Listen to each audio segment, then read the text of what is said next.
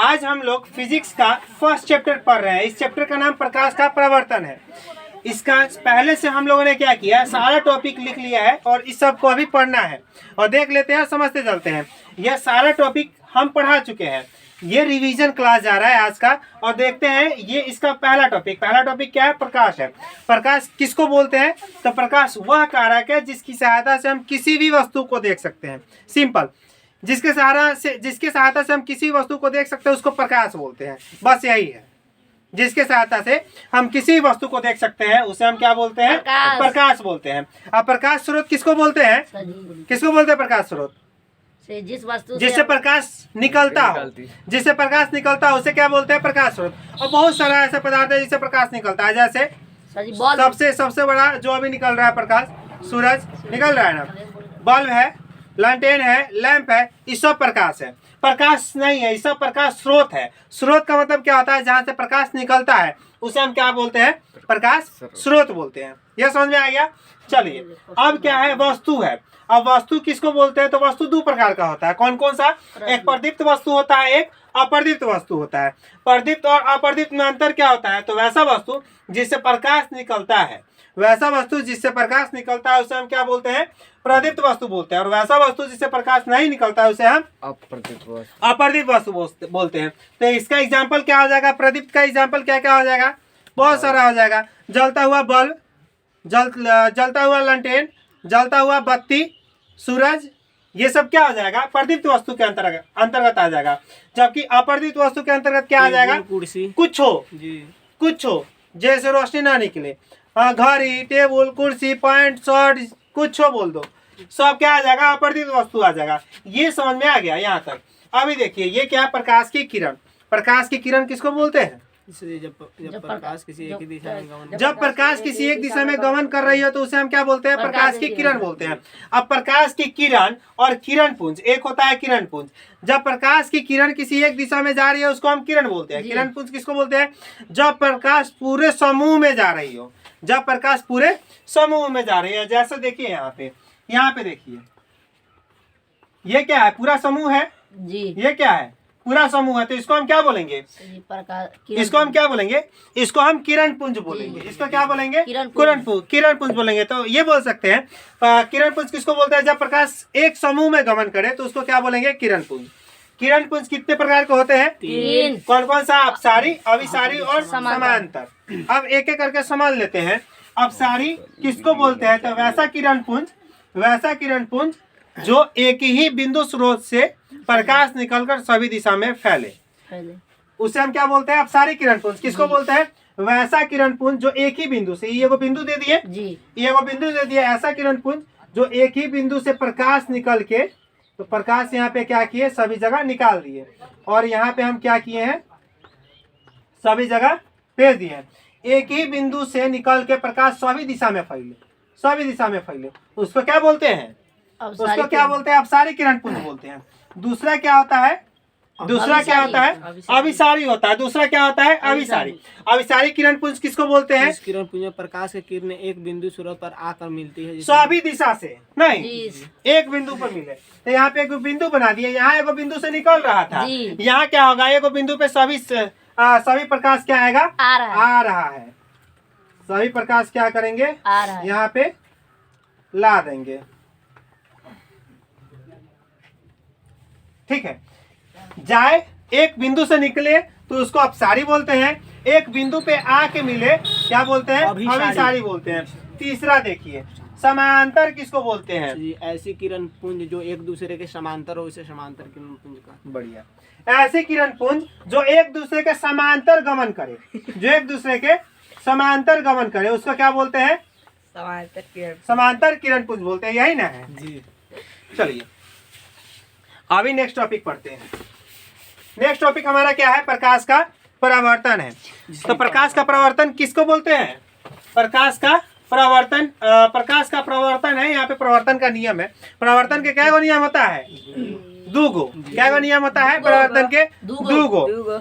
तो प्रवर्तन किसको बोलते हैं? जब प्रकाश किसी वस्तु पर आकर टकराती है और जिस नियमों को पालन करते हुए टकराती है, उसी नियम को जिस नियम को पालन करती हुई इस वस्तु पर टकराती है, इसी नियम को हम क्या बोलते हैं? परावर्तन के नियम बोलते हैं। बहुत सारा परावर्तन के नियम है, उसको एक एक करके देख लेंगे कि क्या क्या होता है। पहले क्या करते हैं, इसको फिगर के माध्यम से समझ लेते हैं। क्या करते हैं?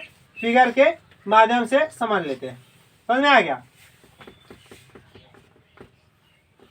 इसको किससे सूचित करते हैं? अभिलंब ऐसे आई से, इसको आर से। अभी देखिएगा, किसी दर्पण पे ये क्या है, कोई प्रकाश की किरण आई, किसी दर्पण पे कोई प्रकाश की किरण आई तो उसको क्या बोलते हैं हम लोग? आपतित किरण बोलते हैं। आपतित किरण। अपवर्तन बोलते हैं। अपवर्तन किसको बोलते हैं? जब प्रकाश की किरण किसी दर्पण में पड़ती है उसको अपवर्तन बोलते हैं। ये अपवर्तन हो गया, आई टकराई, क्या हो गया? अपवर्तन हो गया। परावर्तन क्या बोलते हैं? जब प्रकाश की किरण किसी दर्पण पे टकराए और पुनः उसी दिशा में लौट गई, मतलब ये आया, टकराया, इन्हें लौट गया, तो उसको क्या बोलते हैं? परावर्तन बोलते हैं। क्या बोलते हैं? परावर्तन बोलते हैं। देखिए, इसको आपतन बिंदु बोलते हैं। क्या बोलते हैं? आपतन बिंदु बोलते हैं। आपतन बिंदु किसको बोलते हैं? तो आपतित किरण, परावर्तित किरण तथा अविलंब तीनों जिस तल में आके मिलती है उसको हम लोग क्या बोलते हैं? आपतन बिंदु बोलते हैं। समझ में आ गया? 3 को पॉइंट हुआ। अविलंब किसको बोलते हैं? तो क्या है? आपतित किरण तथा परावर्तित किरण के बीच में खींचे गए लंब को ही क्या बोलते हैं? अविलंब बोलते हैं। अभी देखते हैं, ये में 2 कोण है, एक ये कोण है, एक ये कोण है, मतलब एक आपतित किरण, एक आपतन कोण है, एक परावर्तन कोण है। परावर्तन कोण है, यही ना? आपतित किरण किसको बोलते हैं?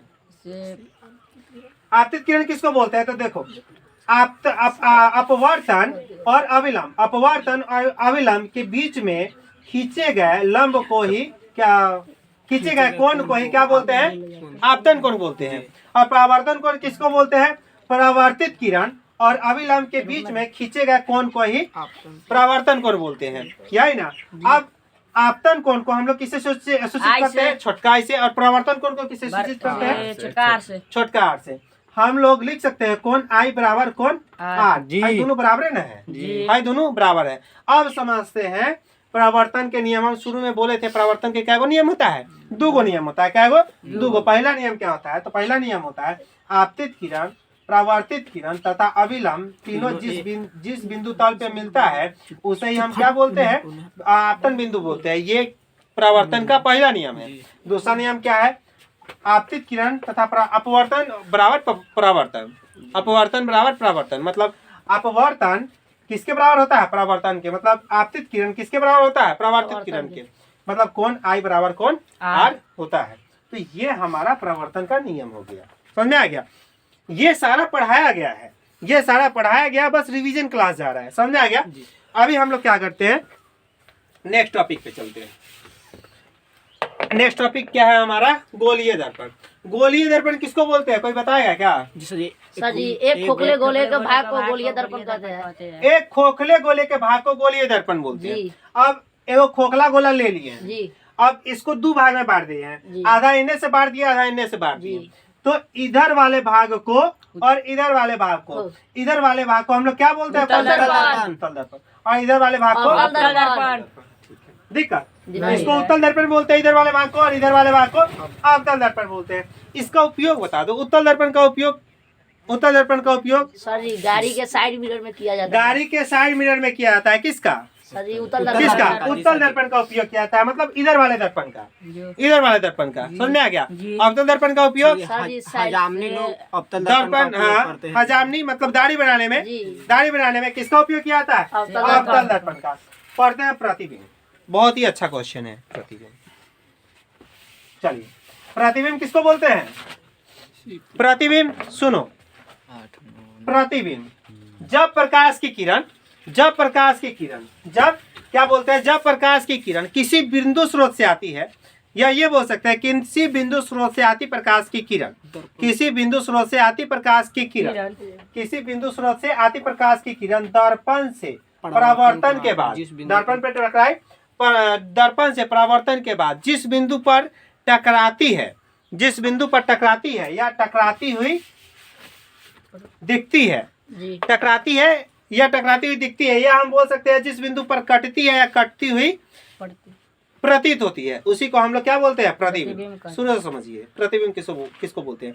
किसी बिंदु स्रोत से आती प्रकाश की किरण दर्पण से परावर्तन के बाद जिस बिंदु पर कटती है या कटती हुई प्रतीत होती है, उसी को हम लोग क्या बोलते हैं? प्रतिबिंब। उसी को हम लोग क्या बोलते हैं? क्या बोलते हैं? प्रतिबिंब बोलते हैं। समझ में आ गया? प्रतिबिंब का प्रकार के दो प्रकार थे, कौन कौन सा? वास्तविक और काल्पनिक प्रतिबिंब। काल्पनिक प्रतिबिंब। वास्तविक प्रतिबिंब और काल्पनिक प्रतिबिंब। वास्तव का मतलब क्या होता है? वास्तव मतलब जो हो रहा होता है वास्तव में, जो सही में हम देख रहे हैं, उसको वास्तव बोलते हैं। तो वास्तविक प्रतिबिंब का क्या निकल के आ जाएगा? इसका डिफिनीशन, किसी बिंदु स्रोत से आती प्रकाश की किरण दर्पण से परावर्तन के बाद जिस बिंदु पर कटती है उसे हम वास्तविक प्रतिबिंब बोलते हैं। समझ में आ गया? काल्पनिक प्रतिबिंब किसको बोलते हैं? तो किसी बिंदु स्रोत से आती प्रकाश की किरण दर्पण से परावर्तन के बाद जिस बिंदु पर कटती हुई प्रतीत होती है, समझ में आ गया? वो कटती है, आई करती हुई प्रतीत होती है, उसको क्या बोलते हैं हम लोग? काल्पनिक प्रतिबिंब। चलिए, ये फर्स्ट चैप्टर का 10 को टॉपिक था जो हम लोगों ने पढ़ा। इसके अलावा हम लोगों ने इससे पहले का वीडियो जाके देख लीजिएगा, उसमें 2 गो है सिद्ध किया गया, एक आवर्धन वाला है, एक गोलीय दर्पण का है। समझ में आ गया? तो ये फर्स्ट चैप्टर है, इसमें एक दो टॉपिक और बचा हुआ है जिसको बताना है। एक लेंस का है, लेंस सूत्र को सिद्ध करना है पहला, और दूसरा चिन्ह परिपाटी बचा हुआ है, तो इसको नेक्स्ट वीडियो में पढ़ते हैं। चलिए।